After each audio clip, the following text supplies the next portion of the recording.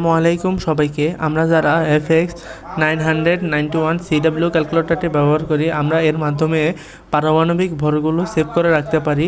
কিন্তু এগুলো শুধু তাৎক্ষণিকভাবে, কিন্তু এগুলো আমাদের মুখস্থ করতেই হবে ভবিষ্যতে। তো এখন আমরা এই পারমাণবিক ভরগুলো তুলে রাখার জন্য অন অপশনে ক্লিক করব। ক্যালকুলেটরটি অন হলে আমরা নর্মালভাবে এই জায়গায় ক্যালকুলেটর ব্যবহার করি, কিন্তু আমরা স্প্রেডশিট এই অপশনগুলোর ভিতরে শুধু স্প্রেডশিটটা ব্যবহার করব।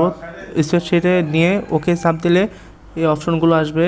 অপশনগুলো হলো এই সাইডে নাম্বার দেওয়া 1 2 3 4 এভাবে নাম্বার দেওয়া, একবারে শেষ হলো 45। তো 45 আবার বি গ্রুপে গিয়ে আবার 45 মানে দ্বিগুণ করে নিতে হবে।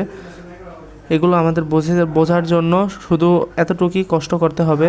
তো আমরা প্রথমে হাইড্রোজেনের একে এই জায়গায় এতে এ অপশনে হাইড্রোজেনের এক লিখে ইকুয়েশন সমান হিলিয়ামের 4 লিখে ইকুয়েশন 2, লিথিয়ামের 7 লিখে ইকুয়েশন। এই যে 1 নম্বরে হাইড্রোজেনের 1, 2 নম্বরে হিলিয়ামের 2, লিথিয়ামের 7, এভাবে সেভ করে নেব সব, তাহলেই হয়ে যাবে। এভাবেই আমরা পারমাণবিক ভরগুলো মুখস্থ না করে সেভ করে রাখতে পারি, কিন্তু ভবিষ্যতে এগুলো মুখস্থ করা লাগবেই।